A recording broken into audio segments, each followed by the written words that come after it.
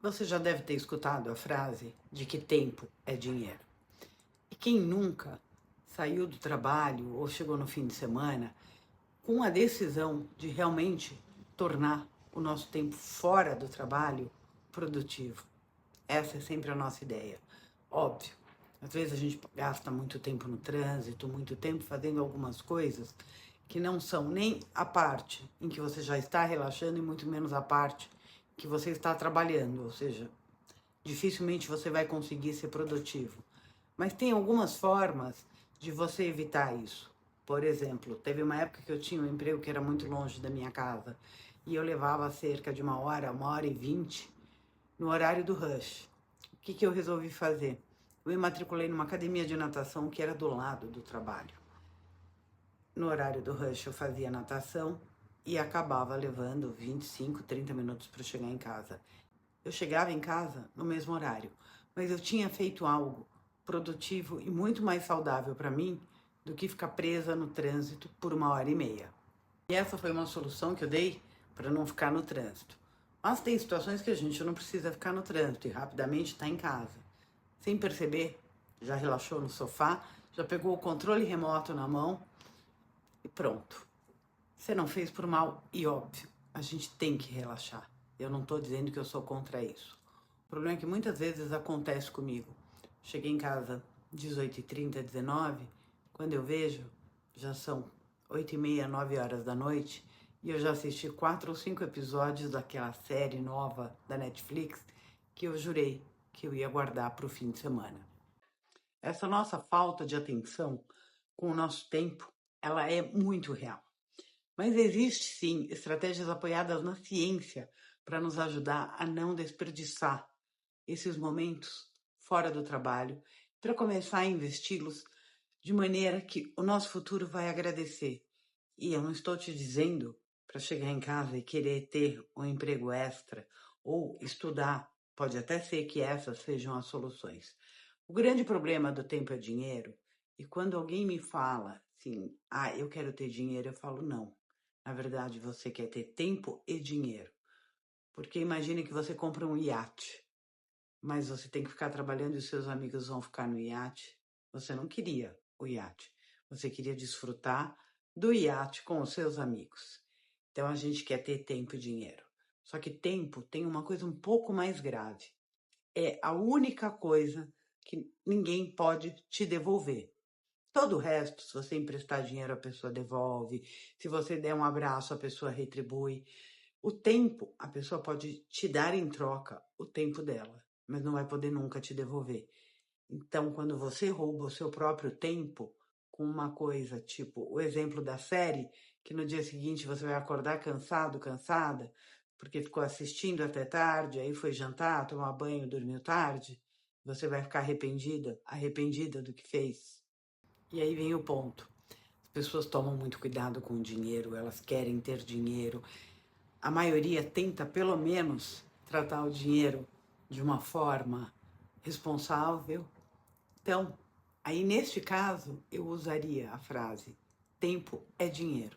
E eu sei que é um ditado que você já ouviu 1000 vezes e nem deve saber muito de onde veio. Na verdade, esse ditado veio de um ensaio feito por Benjamin Franklin, um dos fundadores dos Estados Unidos, que disse que perder tempo é como desperdiçar dinheiro. Eu já disse a minha opinião. Acho que desperdiçar tempo é pior do que desperdiçar dinheiro.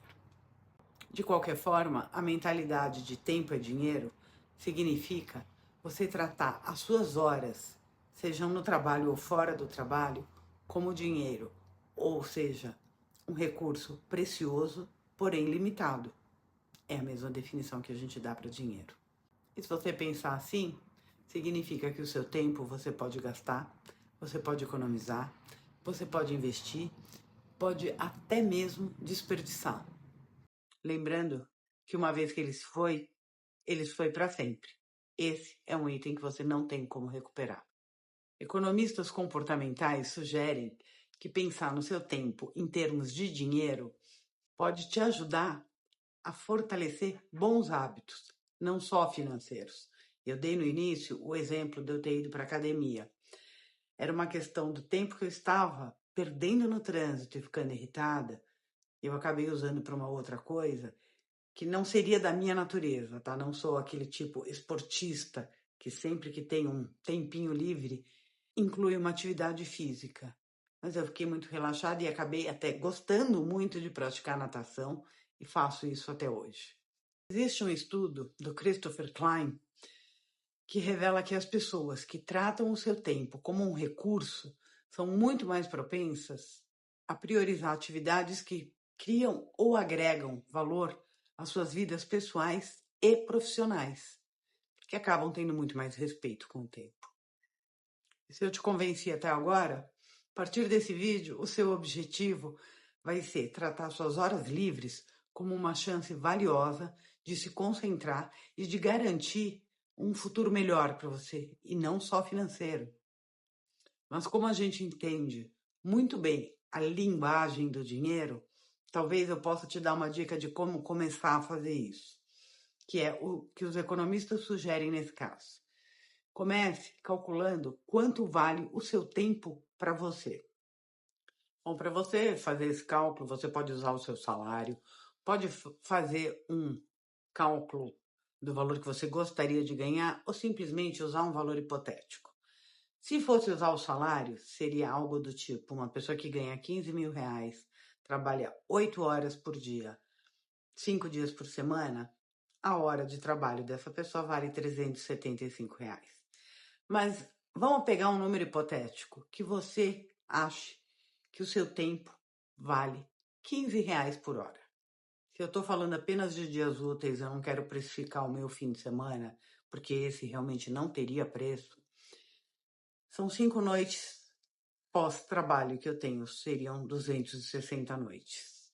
Se eu gasto 2 horas todas as noites da semana em atividades de baixo valor, como assistir compulsivamente o seriado da Netflix que eu citei no início, seriam impressionantes 520 horas por ano. Afinal, são 2 horas por noite vezes 260 dias úteis.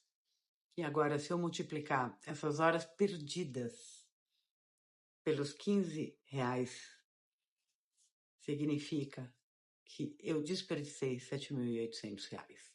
Eu sei que o nosso tempo livre não tem como precificar. Talvez ficar meia hora, 1 hora na frente da televisão seja a sua forma de relaxar.